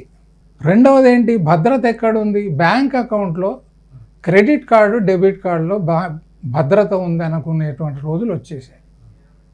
అంటే ఆప్యాయతలు లేవు, ప్రేమ అనురాగాలు లేవు, ధర్మ అధర్మ విచక్షణ లేదు, ఉమ్మడి కుటుంబాన్ని నాశనం చేసేసాం, చిన్న కుటుంబాలు, మేమిద్దరం మాకిద్దరు అని వచ్చేసారు. ఆ ఇద్దరు కూడా లేరు ఇప్పుడు. వాళ్ళు అమెరికాలో ఎక్కడో ఉంటాడు. వీడు చాలా గర్వంగా చెప్పుకుంటాడు, మా పిల్లలు అక్కడ ఉన్నారు. వీడికి జ్వరం వస్తే అడిగే దిక్కు లేదు ఇక్కడ. అంటే మనిషి బుద్ధికి పెస్ట్ వచ్చేసిందండి. పెస్ట్ అంటే తెగులు చెదపట్టింది, తెగులు వచ్చేసింది. ఫస్ట్ ఆ తెగుల్ని వీడు వదిలించుకోవాలి. వదిలించుకోవాలంటే ఉన్నదాన్ని ఉన్నట్టుగా చూస్తే చాలు, పెద్ద అన్వేషణ అవసరం లేదు. ఉన్నదాన్ని ఉన్నట్టు, పాలను చూసి పాలంటే చాలు, చీకటిని చూసి చీకటి అంటే చాలు, అలాగే అన్యాయం చూసి అన్యాయం అంటే చాలు. ఇది చేయగలిగితే అన్నీ సర్దుకుంటాయి. ఇది కాకుండా నువ్వు కళ్ళు మూసుకో, నువ్వు 45 నిమిషాలు కళ్ళు మూసుకుంటావా, నువ్వు 2 గంటలు కళ్ళు మూసుకో, నాకు ఇక్కడ చంద్రుడు కనిపించాడు, అక్కడ ఏం చేసుకుంటావు? కళ్ళు తెరిస్తే చంద్రుడు కనిపిస్తున్నాడు, సూర్యుడు కనిపిస్తున్నాడు. ఈ కల్పనల నుంచి, మళ్ళీ చెప్తున్నాను, కల్పన, మనిషి యొక్క కల్పన, భ్రాంతి, స్పెక్యులేషన్ అండ్ ఇమాజినేషన్, ఈ రెండింటి నుంచి ఫస్ట్ బయటపడాలి. నేను మిమ్మల్ని మనిషిగా స్వీకరించాలి, మిమ్మల్ని గౌరవించాలి, మీకు ఎలాంటి హాని చేయకూడదు, కలలో కూడా మీకు హానిని తలపెట్టకూడదు, నేను బ్రతకాలి, మిమ్మల్ని బ్రతకనివ్వాలి. ఇంతకు మించిన వేదాంతం ఇంకేం కావాలండి మనకు? అంటే మీరు ఇంతకుముందు వేరే ఉద్యోగ వ్యాపారాల్లో ఏదో ఉండుంటారు కదండి, వాటి నుంచి ఈ మార్గం వైపుగా ఈ విధంగా రావాలి అనేది ఏదో ఒక సంఘటన లేదా మరో ప్రభావితం చేసి ఉంటుంది కదా మిమ్మల్ని? అలా ఏం లేదండి. ఏంటంటే నేను కొంత సంపాదించాను, ఇది నాకు సరిపోతుంది, నా కుటుంబ అవసరాలకు సరిపోతుంది. నేను చెప్పాను 48వ ఏట ఇంకో 10 సంవత్సరాలు నాకు ఉద్యోగం అవకాశం ఉన్న 58 రిటైర్మెంట్, 48 రిటైర్ అయ్యాను. నేను సంపాదించుకున్న చాలు. ఆ తర్వాత మళ్ళీ ఇప్పటి వరకు ఎలాంటి ప్రయత్నం నేను చేయలేదు, ఒక రూపాయి కూడా అన్ చేయలేదు. మనం అన్ చేయడానికి వచ్చామా? కేవలం డబ్బు సంపాదించడానికి వచ్చామా? డబ్బు సంపాదించిన వాళ్ళు సుఖంగా ఉండొచ్చేమో కానీ శాంతిగా మాత్రం లేరు. ఖచ్చితంగా చెప్పగలను నేను. సుఖంగా ఉండొచ్చు కాక, ఏసీలు ఉండొచ్చు, పెద్ద పెద్ద కార్లు ఉండొచ్చు, భవనాలు ఉండొచ్చు. అది ఒక కొటేషన్ కూడా ఉంది, మంచి పరుపును మనం తీసుకొని బజార్ నుంచి కొనగలం కానీ దాని మీద నిద్రపోలేం కదా, నిద్ర కొనలేము. అలాగే మంచి భోజనాన్ని తయారు చేయించవచ్చు ఇంట్లో, కానీ తినేటి అరిగించుకునేటువంటి, జీర్ణం చేసుకునేటువంటి శక్తిని మనం కొనుక్కోలేం కదా. ఇది అలాంటిదే. ఇప్పుడు ఈ రోజున్న స్థితి రేపు ఉంటుందో లేదో తెలియని పరిస్థితుల్లో చాలా వరకు ఏం చేస్తారంటే, ఏమో రేపు ఎలా ఉంటుందో మన పరిస్థితి, ఎంతో కొంత పెట్టుకుంటే బాగుంటుంది కదా, రేపు ఏ రోగం అన్న వచ్చి హాస్పిటల్లో పడితే మనల్ని ఎవరు చూస్తారు, ఇట్లాంటివి ఎన్నో ప్రశ్నలు వేధిస్తూ ఉంటాయి. రేపు ఎలా అనే దాని నుంచే ఇదంతా కూడా. సార్ ఒకటి, రేపు ఉందా? అది కూడా ఉంది. కారులో ఎక్కి నేను ఇప్పుడే సాయంత్రానికి వస్తాను, నువ్వు డిన్నర్ రెడీ చేయని పోయి యాక్సిడెంట్లో పోయి రోజు 1000 మంది పోతున్నారు. అలా అందరూ పోతున్నారు కదా అని రేపు అనేది లేదు అని వదిలేసుకుని ఉండగలుగుతాం. అలా అంత అభద్రతా భావము, మన అభద్రతా భావం అనే దాన్ని మనం సృష్టించుకున్నాం. ఇప్పుడు చూడండి, ఆశకు అంత ఎక్కడిది? ఇప్పుడు నేనే మిమ్మల్ని ఇంకో రకంగా ప్రశ్నిస్తాను, ఎంత డబ్బు మన దగ్గర ఉంటే మనకు భద్రత ఉంది మీరు చెప్పండి. అంటే ఒక పర్సన్ ఏదో కొన్ని వేల కోట్లు సంపాదించి లక్ష కోట్లు సంపాదించడం అంటే హ్యూమన్ నీడ్స్ మానవులకి వారికి కావాల్సినటువంటి అవసరమైతే ఉంటుంది కదండి. ఇప్పుడు ప్రతి ఒక్కరు కూడా ఎంతో కొంత అవసరం పడుతుంది. అయితే ఏ రోజు ఆ రోజు ఖర్చు మనకు రేపు అనేది లేదు కదా. కాబట్టి ఇవాళ మనం ఒక 1000 రూపాయలు తెచ్చుకుని ఈరోజు ఖర్చు పెట్టేస్తాం, రేపు అనేది లేదు మనకి. ఖర్చు పెట్టాం కూడా, ఎందుకు ఖర్చు పెడతాం? అయిపోతుంది. మనం మనం మనం విజ్ఞత ఉంది కదా మనకి. ఇప్పుడు చూడండి, ఇప్పుడు విజ్ఞత అంటే రేపు అనేది ఉంది అని అనుకుంటేనే దాన్ని ఉంచుతాం కదా. రేపు అనేది లేనప్పుడు ఎవరి కోసం ఉంచాలి దాన్ని? ఇప్పుడు అదే అలా చూద్దాం, అలా కూడా చూద్దాం. 1000 రూపాయలు సంపాదించాలి, దేని మీద ఖర్చు చేయాలనుకుంటున్నారు? అది కూడా ఉంది. నిజానికి ఒక రోజు 1000 రూపాయలు ఖర్చు చేసేటువంటి సామర్థ్యం నాకు ఉందా? అలాంటి అవసరాలు ఉన్నాయా, లేదా కల్పించుకున్నానా? అది కూడా చూడండి. ఇవన్నీ కల్పనలే. పక్కోడు ఏదో చేశాడు నేను చేయాలి, అనుకరణ. మనం చాలా వరకు సార్, చాలా వినమ్రంగా నేను మీకు మనవి చేసేది ఏంటంటే, మనం అనుకరిస్తున్నాం అంతే, ఇంకేమీ లేదు. అనుకరణ. ఫలానా వ్యక్తి అంత పెద్ద భవనంలో ఉన్నాడంటే అది ఒక హోదా అట కదా. సో మన ఇంట్లో ఉన్న వాళ్ళు, భార్య పిల్లలు కూడా ఏం చేశారండి, చూడండి పక్క వాళ్ళు ఎట్లా ఎదుగుతున్నారు. అంటే మనం అనుకరించేటువంటి ప్రయత్నంలో ఇవన్నీ చేస్తున్నాం, అనుకరించే ప్రయత్నంలోనే చేయకూడని పనులు చేస్తున్నాం. అంటే పురోగతి అనేది దానికి అర్థం ఏంటి గురు? నిజమైనటువంటి పురోగతి మనిషి యొక్క మానసిక ఎదుగుదలే. మనిషి మానసికంగా ఎంత ఎత్తుకెదగలడో ఎవరు ఊహించలేరు అసలు. అంటే ఎలా ఎదగాలని మానసికంగా అంటే ఎలాంటి వాటినైనా సాధించగలిగే శక్తిని పొందడమా, దేన్నైనా సరే తీసుకురాగలగడమా, ఎట్లా? మొదట నేను శరీరం కాదనేటువంటి సంగతి మనిషి గ్రహించాలి. వచ్చిందల్లా దీంతో, శరీరంతో వస్తుంది. దీన్ని సుఖపెట్టాలనేటువంటి తాపత్రయాన్ని ఎప్పుడైతే వదిలేస్తామో అన్నీ సర్దుకుంటాయి. శరీరం లేని మానవులు ఉంటారండి? శరీరం ఉంది, శరీరాన్ని సుఖపెట్టాలనే జీవితం ఉంది. ఈ శరీరం ద్వారా నేను ఎన్ని భోగాలను అనుభవించగలను, అంతెక్కడుంది? ఎన్ని భోగాలను అనుభవించినా దీనికి తృప్తి కలగటం లేదే. 4 పెళ్ళిళ్ళు చేసుకున్న వాళ్ళు కూడా ఉన్నారు, ఏమండి? 4 ఇండిపెండెంట్ హౌజులు ఉన్నారు, 100,000 ఎకరాల భూములు ఉన్న వాళ్ళు ఉన్నారు. అంతెక్కడిది? అంటే అవన్నీ మనకు రక్షణగా నిలబడతాయని అనుకుంటున్నాం మనం. ఒక తృప్తి, నాకు ఇన్ని వేల ఎకరాల భూమి ఉంది, ఒక తృప్తి. నేను ఇంత అనుభవించాను, ఇంకా అనుభవించగలను. కానీ మనం అంటాం ఆర్యోక్తి అంటాం, ఆర్యోక్తులు ఎన్నో ఉన్నాయి. ఇప్పుడు జాతస్య మరణం ధ్రువం అన్నట్టు, నువ్వు వచ్చేవరనైనా పోతావు. ఎవరైనా అనుకుంటున్నారండి కలలోనైనా ఈ రోజు పోవచ్చు, పోయే అవకాశం ఉంది, రేపు అట్లా అంటే జీవనం ముందుకు సాగుతుందండి? సాగదు కదా. ఎలాగ పోయేవాడువే కదా మనం ఎందుకు చెయ్యాలి? ఇప్పుడు ఎలాగ చచ్చేవాడమే, అసలు మనం పడుకునడం లేవడం ఎందుకని పడుకుని ఉంటుంది? అలా ఎవరైనా చేయగలిగితే, మీ దృష్టిలో అలా ఎవరైనా చేసిన వాళ్ళు ఉంటే నాకు చూపించండి, వాళ్ళు ఉత్తములే. అలా ఎవరు లేరు. నిద్రరాక అవస్థపడుతున్న వాళ్ళని చూశాను కానీ రేపు పోయేవాళ్ళమే కదా అని 16 గంటలు నిద్రపోయేవాడిని ఎవరిని చూడలేదు నేనైతే ఇప్పటివరకు. నిద్రనే కాదు, ఏ పని చేయకుండా ఒక సోమరిలాగా కూర్చుని ఉండే. అలా కాదండి, మనం ఇంతకు ముందే చెప్పుకున్నాం. మనం ప్రారంభంలోనే చెప్పామంటే, మనకు సమాజంలో ఉన్నప్పుడు మనకు ఒక బాధ్యత అనేది వస్తుంది. నాకు ఉద్యోగం అక్కర్లేదు, నేను ఇంట్లో ఉన్నాను. ఇంట్లో ఉన్నప్పుడు నాకు బాధ్యత ఉంది, ఏమండి? ఇంట్లో కూడా నాకు బాధ్యత ఉంది. ఒక ఫ్యాన్ తిరుగుతూ ఉంది, పోయి స్విచ్ ఆఫ్ చేసి, అది నా బాధ్యత. ఏమిరా లేచి ఫ్యాన్ కూడా ఆఫ్ చేయట్లేదు, నా పనా అని అనడం కాదు. అలాగే సమాజంలో మనం ఒక వయసు వచ్చిన తర్వాత మనకు ఒక రోల్ ప్లే అంటారు. Role play in society we have different roles to play. దీని మీద ఒక కథ ఉంది నాకు గుర్తుకొస్తుంది. ప్రతి తల్లిదండ్రులు తమ పిల్లలకు చాలా పై స్థాయిలో ఉంచాలని అనుకుంటారు. అందరూ ఇలాగే భావిస్తారు కాబట్టి దేవుడి దగ్గర పోయి అందరూ అడుగుతున్నారట, మా అబ్బాయిని ఐఏఎస్ చేయి, ఐపీఎస్ చేయి, కోటీశ్వరం చేయి, పారిశ్రామికవేత్తని చేయి, వీలైతే పిఎం చేయి, లేదా స్ట్రైట్గా అమెరికాకు ప్రెసిడెంట్నే చేసేయాలి. దేవుడు విని విని విసిగిపోయి ఓ రోజు ప్రత్యక్షమై, కథ అండి ఇది, ప్రత్యక్షమై, ఎందుకయ్యా మీరు అందరు మొర పెట్టుకోవాల్సిన అవసరం లేదు, ఇక నుంచి మీ అందరు పిల్లలు ఐఏఎస్, ఐపీఎస్, పారిశ్రామికవేత్తలు, మహానాయకులు, ఈ 4 కేటగిరీలే అవుతారు, ఇక వేరేది కాదు. ఇలా ఒక 20 సంవత్సరాలు అయ్యేసరికి రోడ్లు ఊడ్చేటోళ్ళు లేడు, ఆటో నడిపేటోళ్ళు లేడు, ట్యాక్సీ నడిపేవాళ్ళు లేడు, ట్రైన్ నడిపేవాళ్ళు లేడు, పాకి దొడ్లు కడిగేవాళ్ళు లేడు, ఇంట్లో అందరూ ఐఏఎస్ ఐపీఎస్లే అయ్యారు. జీవితం ఎంత దుర్భరంగా ఉంటుందో మీరు ఊహించండి. ప్రతి వ్యక్తి ఈ సమాజంలో అతి ముఖ్యమైనటువంటి వ్యక్తి. నా దృష్టిలో ప్రతి వ్యక్తికి ఒక ప్రాధాన్యత ఉంది, సముచితమైన స్థానం ఉంది, అర్హత ఉంది, వారి యొక్క విద్యుక్త ధర్మం ఉంది. అది చేసినప్పుడే మన జీవితాలు సాఫీగా నడుస్తాయి. సమతుల్యత అనేది ఉంది కదా. సో దేని స్థానం దానికి ఉంది. కాబట్టి ఎత్తుకెదగండి. దేంట్లో సర్వతోముఖాభివృద్ధి ఉండాలి. కేవలం ఆర్థిక అభివృద్ధే నిజమైనటువంటి అభివృద్ధి, మరి సామాజిక అభివృద్ధి ఉంది. నేను సమాజంలో ఒక మంచి పౌరుడిగా ఉండాలి, బాధ్యత కలిగిన పౌరుడిగా ఉండాలి, అలాగే ఆధ్యాత్మికంగా నేను ఎదగాలి. ఆధ్యాత్మికత అంటే ఏంటండి, అది కూడా చూద్దాం. ఆధ్యాత్మికత అంటే ఏంటి? లేదా రిలీజియస్ అన్నాం, మతపరంగా ఒక వ్యక్తి ఎదగాలన్నా అనేది ఉంది. మతపరంగా కూడా ఎదగాలి.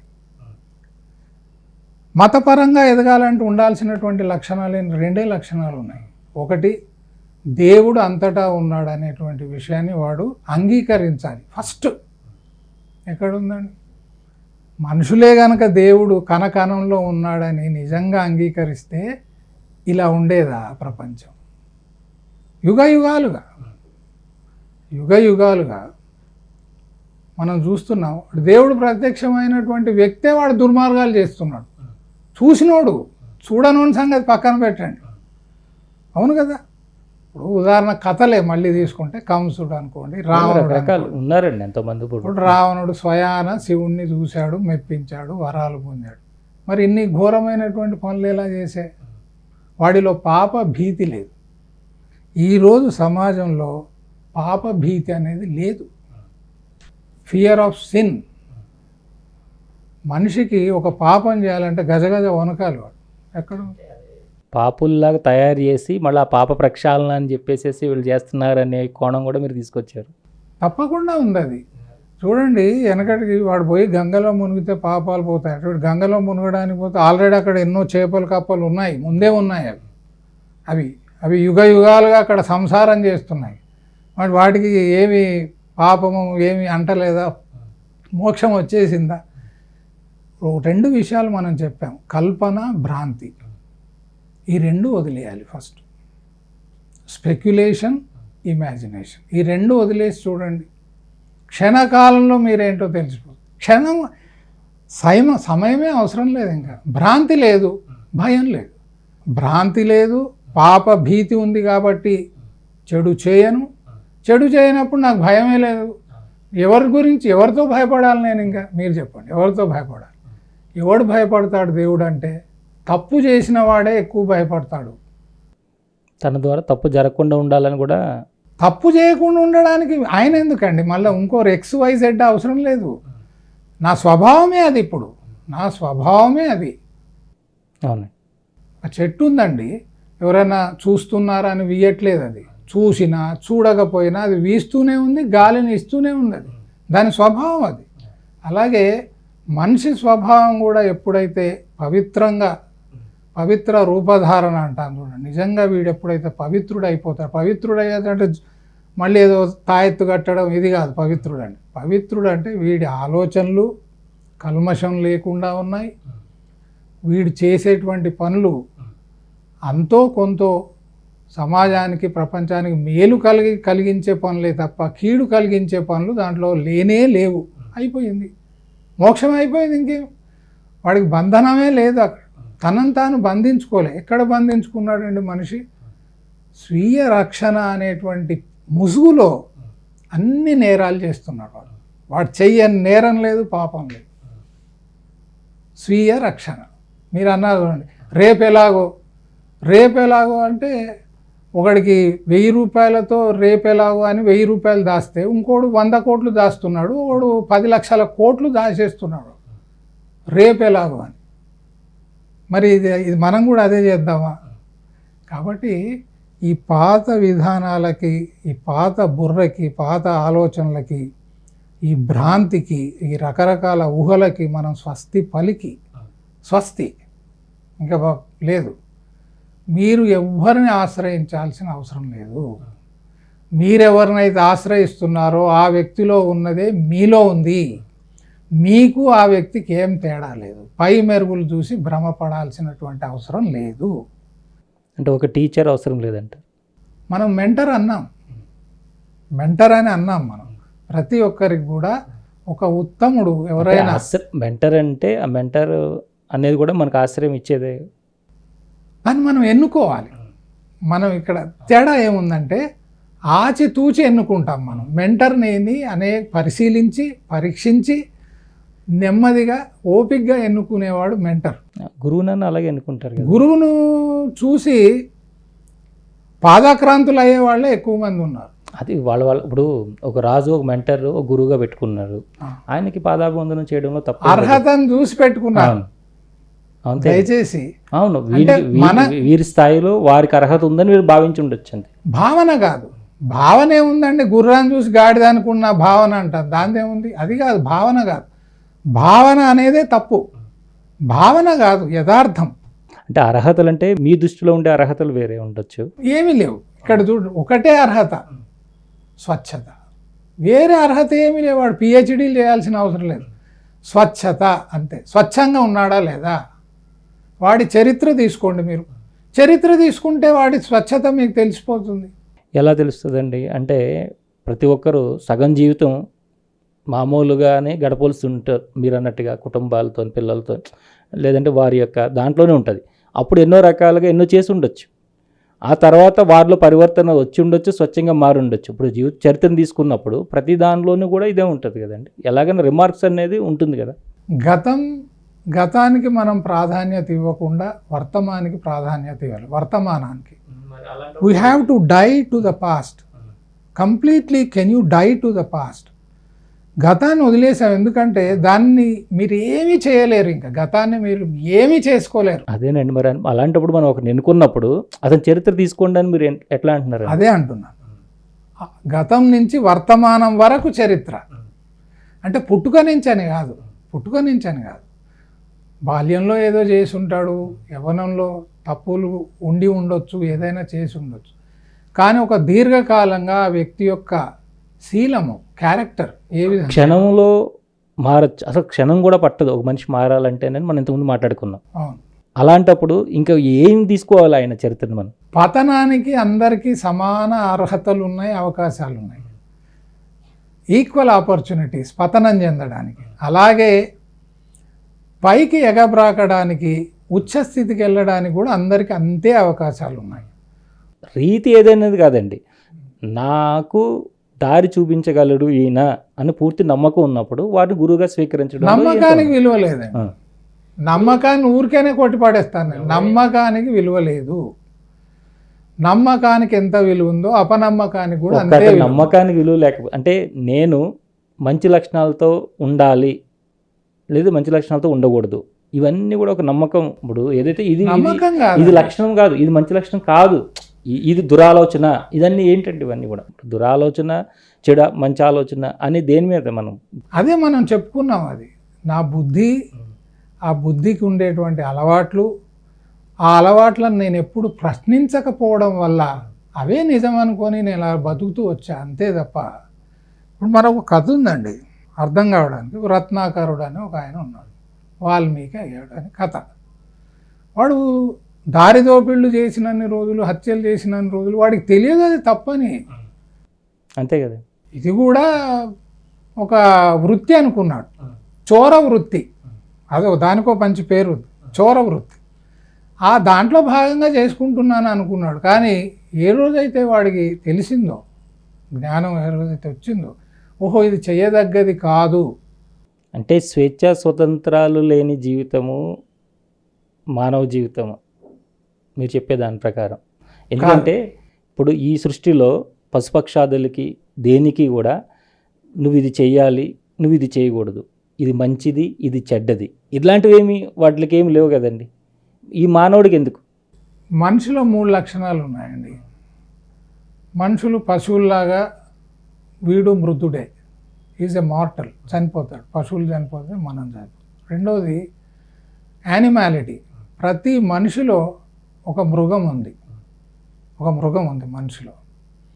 ఈ మృగాన్ని మనం పెంచి పోషిస్తామా, అక్కడి నుంచి హ్యుమానిటీ అని వస్తుంది, మానవత్వం.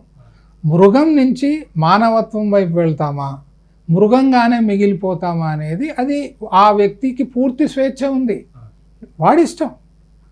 మీరు ఇందాక అన్నారు స్వేచ్ఛ లేదని, పూర్తి స్వేచ్ఛ ఉంది, ప్రతి వ్యక్తికి పూర్తి స్వేచ్ఛ ఉంది. ఎక్కడ? తనలో మార్పును తీసుకురావడానికి కావలసినటువంటి ప్రయత్నం చేసే స్వేచ్ఛ ఉంది. ఆ మార్పుకి దారి తీసేటువంటి ప్రయత్నాన్ని చేసేటువంటి స్వేచ్ఛ ప్రతి ఒక్కరికి ఉంది. ఆ ప్రయత్నం చేస్తారా లేదా అనేదే $1 బిలియన్ క్వశ్చన్. అంటే పుట్టినప్పుడు ఏదైతే లక్షణాలతో వచ్చి ఉన్నదో అలా కాకుండా మారడం అనేదే మానవత్వం, మానవ లక్షణం అంటారు. అంటే మనకి విచక్షణ ఉంది.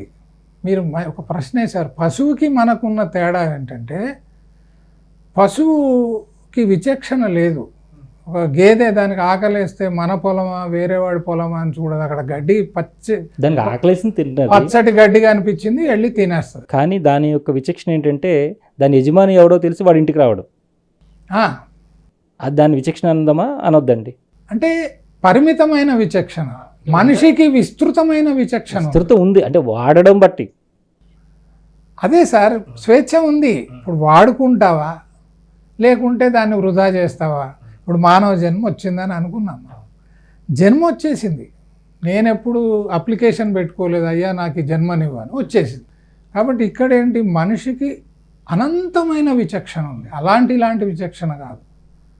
ఆ విచక్షణను ఉపయోగించకపోవడం వల్ల ఇన్ని అనర్థాలు జరుగుతున్నాయి. విచక్షణ వస్తే క్షణకాలం పట్టదండి మహనీయుడు కావడానికి. వాడు మహనీయుడు కావడానికి మహనీయుడే కాదు, నేను అక్కడ దాకా ఇంకా ముందుకు పోతాను. నేను పూజించే స్థాయి నుంచి పూజింపబడే స్థాయికి ఎదగలడు మనిషి. ఒక మనిషే అలాంటి స్థాయికి ఎదగలడు. అంటే మనిషి నుంచి మహనీయుడుగా, మహనీయుడు నుంచి అవతారమూర్తిగా మారేటువంటి అవకాశం కేవలం మనిషికే ఉంది. వీడు ప్రారంభంలో ఎంతోమందిని పూజిస్తూ వచ్చి ఆఖరికి వీడు పూజింపబడతాడు. ఎందుకు? వాడిలో ఉండేటువంటి గుణాల చేత. ఆ గుణాలు వాటి ద్వారా వాడు చేసేటువంటి పనులు. ఎవరితో పూజింపబడతాడండి? సాటి మనుషులతో. ఎందుకంటే ఈ సాటి మనుషులకి వాడి వ్యక్తిత్వం అర్థం కాదు. అరే వీడు ఇంత ఉన్నతంగా ఎలా అయ్యాడు, మనం కాలేకపోయాం. ఎవరితో పూజింపబడతారు? మనుషులే. అంటే మనం ఇందాక అనుకున్నాం కదా, వీళ్ళు ఎవరిని ఎన్నుకోవాలి ఎంచుకోకూడదు, ఎవరిని తీసుకోకూడదు అనుకున్నాం కదా. పూజింపబడాలంటే పూజించే వాళ్ళు ఉండాలిగా. పూజింపబడాలని కూడా అనుకోడు, కానీ పూజింపబడుతున్నాడు. నాకు అర్థం కాక నేను మిమ్మల్ని పూజిస్తాను. నేనేంటంటే మిమ్మల్ని పూజిస్తే పని అయిపోతుంది, నేను మీలా కానక్కర్లేదు, నేను ఎప్పుడు ఇలాగే ఉంటాను, మీరు ఇలా ఉండండి, మీరు ఇలా అంటూనే ఉండాలి, నేను ఇలా ఉంటూనే ఉంటాను. అలా కాకుండా ఈ వ్యక్తి ఇంతగా ఎలా ఎదిగాడు మానసికంగా ఇంత ఉన్నతమైనటువంటి శిఖరాలను ఎలా అధిరోహించాడు అంటే మనకు కూడా అవకాశం ఉంది, నాకు కూడా ఉంది, వారికి ఉంది, ప్రతి ఒక్కరికి ఉంది, అందరికీ అర్హత ఉంది, స్వేచ్ఛ ఉంది. ఇప్పుడు దాన్ని ఉపయోగించుకోవాలా వద్దా అనేది వాడి యొక్క విచక్షణ మీద, ఎంపిక మీద, ఎన్నిక మీద ఆధారపడి ఉంటుంది. సమయాలు వచ్చినప్పుడు మనం ఇంకా చాలా డీప్గా వెళ్ళవలసిన సబ్జెక్ట్ అండి ఇవన్నీ కూడాను. ఖచ్చితంగా మనం వెళ్ళాలి. అయితే ఏంటంటే ఇప్పుడు సామాజికంగా ఇప్పుడు ఉన్నటువంటి, అంటే నువ్వు ఆల్రెడీ బురదలో దిగిపోయే కాబట్టి నువ్వు అక్కడే ఉండరా అని అనకుండా తను బయటకు వచ్చి ఏ విధంగా తనను తను తెలుసుకోవాలి, ఎలా చేస్తే తను ఈ విధంగా మార్పు చెందగలుగుతాడు అనే విషయానికి వస్తుంది, వివరంగా తెలియజేయండి. లేదండి, ఇప్పుడు మీరు నాకు ఒక సపోజ్ మనం సమాజంలో తిరుగుతున్నప్పుడు, అందరం సమాజంలో తిరుగుతున్నప్పుడు నాకు హాని జరిగింది, నేను వెంటనే దీనికి పెద్ద వేదాంతం ఏదక్కర్లేదండి. నాకు హాని జరిగింది, నేను వెంటనే తెలుసుకోవాల్సింది ఏంటి, అతను నాకు హాని చేసినప్పుడు నేను బాధపడ్డాను, లెసన్ ఏంటి, పాఠం, అలాంటి హాని నేను చేయకూడదు, అయిపోయింది. నేనేమనుకుంటున్నా అంటే వాడికి అవకాశం వచ్చింది, దెబ్బ కొట్టాడు, నాకు అవకాశం రాకపోదా, ఇలా ఆలోచిస్తున్నారు మనుషులు. నాకు అవకాశం వచ్చినప్పుడు నేను చూపిస్తాను, ఏం చూపిస్తావు, అపకారం చేస్తావు. ఇలా చేయడం వల్ల లోకంలో అస్తవ్యస్త పరిస్థితి వచ్చేసింది, అసమానతలు వచ్చేసాయి, లేకపోతే ప్రకృతిలో కొరత అనేది లేదు. దాచుకోవడం వల్లనే కొరత. అంతే, దేనికి కొరత లేదండి ఇక్కడ. వాడు దాచేశాడు గోదాంలో, మన కొరత, కాబట్టి కొరత వచ్చేసింది. లేకపోతే కొరతే లేదు. వేల కోట్లు దాచేస్తున్నారు అనేక రూపాల్లో. డబ్బు వెనక ఎందుకు పడుతున్నారండి మనుషులు? దాని మీద మాట్లాడుకుందాం. డబ్బు ద్వారా సుఖాన్ని కొనుక్కోవచ్చని, అంతే కదా సార్. డబ్బు ఉంటే కొండ మీద కోతిని కూడా కొనవచ్చు. మీరు చెప్పే కోణంలో ఏంటంటే డబ్బుకి అనేది ప్రాముఖ్యత లేదు కాబట్టి ఆ డబ్బు లేకుండా వీడు బయటకు వచ్చి ఆనందంగా ఏ విధంగా ఉండగలడు అనేది మనం చెప్తే సరిపోతుంది, అంతే. సామాన్యమైనటువంటి జీవితాన్ని నేను ఎప్పుడైతే అలవర్చుకుంటానో, వైభవం కావాలనుకున్నప్పుడే ఇబ్బంది వచ్చేసింది. ఎందుకంటే వైభవానికి అంతు లేదు, దానికి సరిహద్దు లేదు. ఎక్కడి వరకు పోతే మనం సంతృప్తి పడతామని లేదు. ఏమండి, ఈరోజు మారుతి కారు కొనుక్కున్నాం, రేపు ఫార్చునర్ కావాలి, ఎల్లుండి BMW కావాలి, మరొకటి కావాలి, ఏరోప్లేన్ కూడా కావాలి, జంబో జెట్ కూడా కావాలి. కాబట్టి అంతు లేదు. కాబట్టి it's a very beautiful saying, it is simple to be happy. నేను ఒకానొక వీడియోలో చేశాను, it is very simple to be happy, the problem is it is very difficult to be simple. సింపుల్గా ఉండడమే కష్టం, ఉంటే మాత్రం సంతోషంగా ఉంటుంది, అంతే. ఇంకా వేరే ఏం ఫార్ములా లేదు. ఈరోజు భార్య, పిల్లలు, బంధువులు అందరితో నాకున్న ఒక రొట్టెలు చేసాం, ఒకటే కూర చేసుకున్నాం. తింటున్నప్పుడు జోకులు చెప్పుకుంటూ సంతోషంగా ఒకరినొకరు మనం కేరింతలతో తినేవాళ్ళు ఒకరైతే, 50 రకాల వంటలు పెట్టుకొని ఏడ్చేవాళ్ళు కూడా ఉన్నారు. ఎందుకంటే వాడికి 51 కావాలి, వాడికి 51వ వంట లేదనేటువంటి దుఃఖం ఉంది. ఉన్నదాన్ని నేను ఎప్పుడైతే స్వీకరిస్తానో, నా స్థితి ఇది. నాకు పోటీ లేదు, నేను ఎవరితో పోటీ పడడం లేదు. ఎందుకంటే పోటీ వల్ల ఈర్ష్య వస్తుంది. మనం ఏం చేసాం తెలుసా సార్, సమాజంలో పోటీని పెంచి ప్రోత్సహించాం. పోటీ పడాలరా, నువ్వు పోటీ పడకపోతే ఎలా వృద్ధిలోకి వస్తావు? నేను పోటీ పడాలంటే ఏ మార్గాన్ని అవలంబించాలో ఎవరు చెప్పారు, అది చూడండి. అంటే ఏ మార్గం అన్నా అవలంబించు. భలే తెలివిగలవాడు ఆర్డర్. అంటే తెలివి ఎక్కడ? సంపాదిస్తే తెలివి. ఇట్లా వచ్చేసింది సమాజంలో. ఎవడు గొప్పవాడు? తెలివి గలవాడు ఎవడు? సంపాదించినోడు గొప్పవాడు. నా దృష్టిలో ఎవడైతే తనకు దొరికిన పనిని నిజాయితీగా చేస్తాడో, ఎవడైతే అతి సామాన్యమైనటువంటి జీవితాన్ని కూడా ఆనందంగా గడుపుతాడో, వాడికి మించిన మహాత్ముడు ఇంకొకడు లేడు. ఇట్లా నాకు ఏమీ అవసరం లేదు, ఉన్నదంతా ఇలా సరిపోతుంది ఇలాగంటే వేరే వాళ్ళ గురించి మనం వదిలేద్దామండి. మీకు మీ కుటుంబ సభ్యుల నుంచి ఎలాంటి సహకారం అందిందండి? ఇప్పుడు నేను చెప్తాను సార్. అక్కడ ఏమవుతుందంటే అందరినీ సంతృప్తిపరచడం అనేది అసాధ్యం. మొత్తం మానవ సంబంధాలన్నీ కూడా ఒకే ప్రిన్సిపల్ మీద నిర్మాణం చేయబడ్డాయి. ఏంటంటే సహకారము, తర్వాత దానికి వ్యతిరేకం. నేను అనుకున్నది చేస్తే మీరు మంచివాళ్ళు, కానీ నేను ప్రతి ఒక్కసారి వారు అనుకున్నట్టుగా నేను నడుచుకోలేను కదా.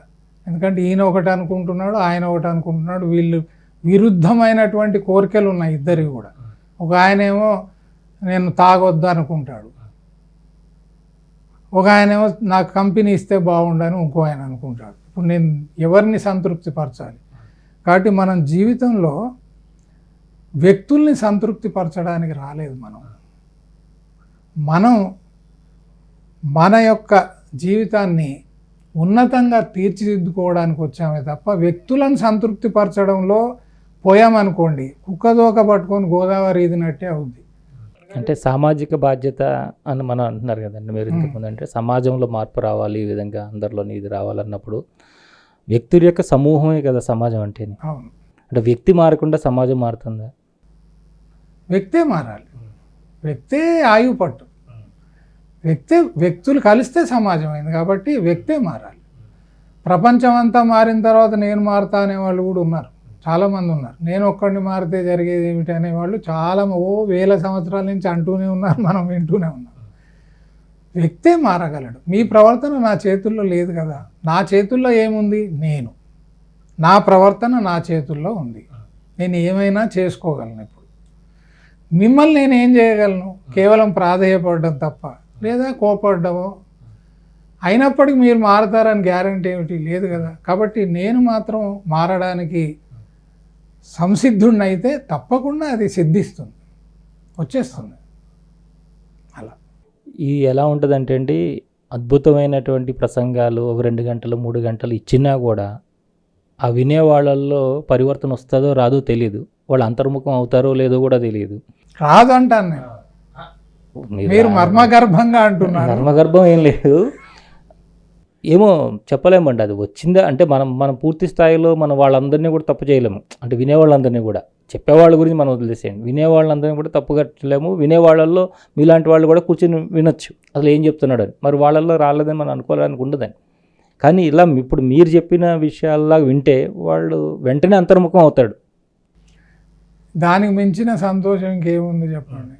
ఇప్పుడు నా ఇంట్లో నా పిల్లోడు, నా కూతురో కొడుకో, నా భార్యో, నా తమ్ముడో చెల్లో, నేను చెప్పిన దాంట్లో సత్యాన్ని, నేను చెప్పిన దాంట్లో ఉన్నటువంటి విషయాన్ని గ్రహించి, ఆ సత్యాన్ని గ్రహించి వాళ్ళు ఆ మార్పును వాళ్ళ జీవితంలోకి ఆహ్వానిస్తే ఇంకా దానికి మించినటువంటి సంతోషం ఇంకేముంది చెప్పండి. కావాల్సింది అదే కదా.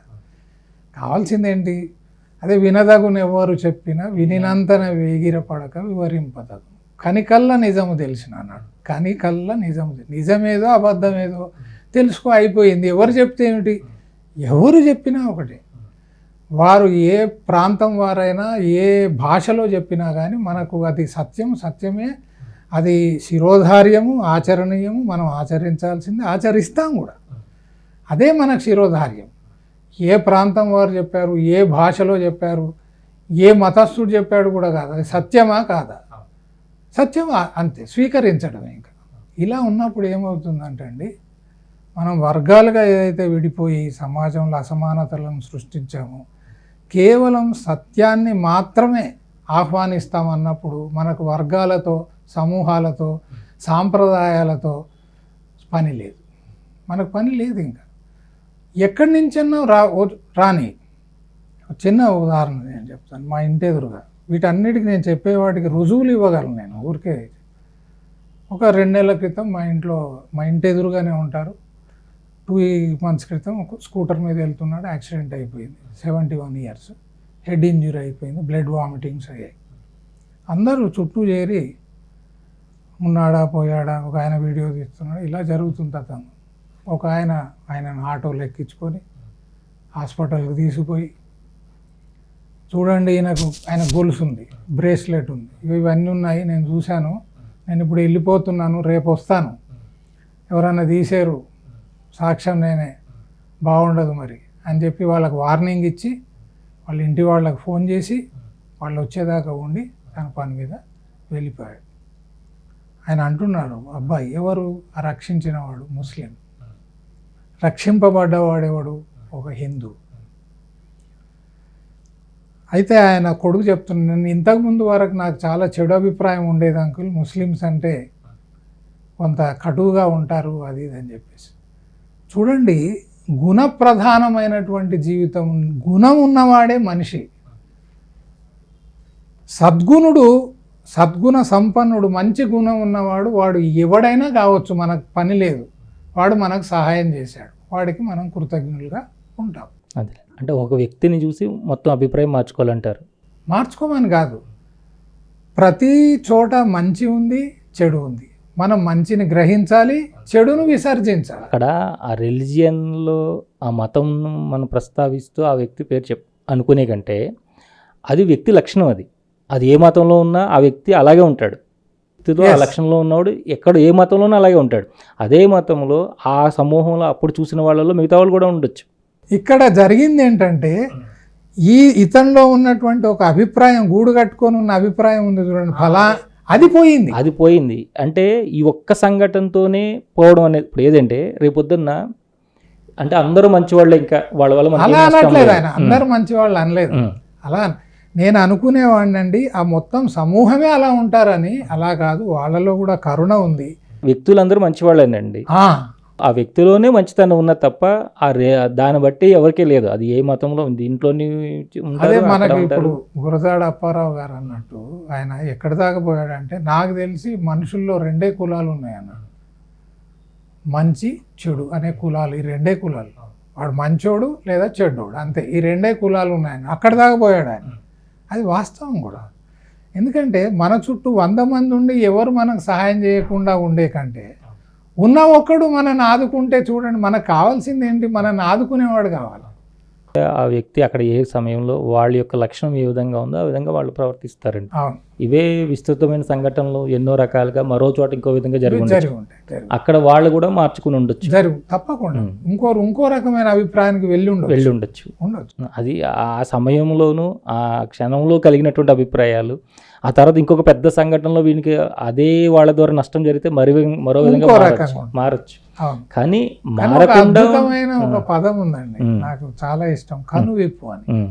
కనువిప్పు అంటే మనిషికి ఉన్నటువంటి రకరకాల ఫాల్స్ ఐడియాస్, భ్రాంతి అన్నాం కదా, అది తొలగిపోయి దాని స్థానంలో నిజము, సత్యం ఎప్పుడైతే వాడికి బోధపడుతుందో వాడికి ఉన్నటువంటి ఆ పాత చీకటి అంతా కూడా, వాడి మెదడులో గూడు కట్టుకున్నటువంటి చీకటి అంతా తొలగిపోతుంది. Is a new man now, all together is a new person. దాన్నే నేను రీబర్త్ అంటాను. అసలు రీబర్త్ అంటే ఏమీ లేదు, తనలో ఉన్నటువంటి పాత దుర్గుణాలను సంక్రమించినటువంటి అలవర్చుకున్నటువంటి, 2 సంక్రమించినవి అలవర్చుకున్నవి సార్, దుర్గుణాలను ఆయన భావించుకునేవి 2 కొన్నేమో సంక్రమించాయి. అదేలేండి, అంటే ఈ దుర్గుణం మంచి గుణం అనేది భావనే కదా. భావన ఉంటే చాలా మంచిది, ఎందుకంటే భావనకి కార్యరూపం దాల్చేటువంటి శక్తి లేదు. ఇప్పుడు నాలో 100 ఆలోచనలు ఉండొచ్చు, కానీ దేనికి కూడా నేను కార్యరూపం ఇవ్వను. సో ఇక్కడ ఉన్నాయి, ఉండుగాక. ఇది ఎలాంటిదంటే లాకర్లో ఉన్న బంగారం లాంటిది, దాన్ని వాడేది లేదు, పెట్టుకునేది లేదు, అనుభవించేది లేదు, అక్కడ పడి ఉంది. ఇది కూడా అలాగే. ఈ ఆలోచనను తీసుకొని నేను ఏదైనా చేయడానికి ఉపక్రమించినప్పుడు అది దాని ఫలితం వల్ల ఏదైతే సంభవిస్తుందో దాంతో జడ్జిమెంట్ వస్తుంది, ఇది మంచిదా కాదా.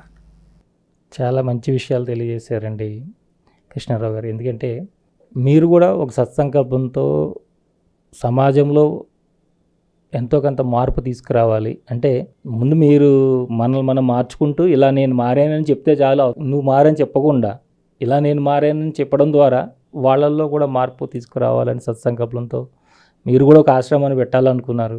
చాలా సంతోషం, చాలా మంచి విషయాలు తెలియజేశారు. నమస్కారం.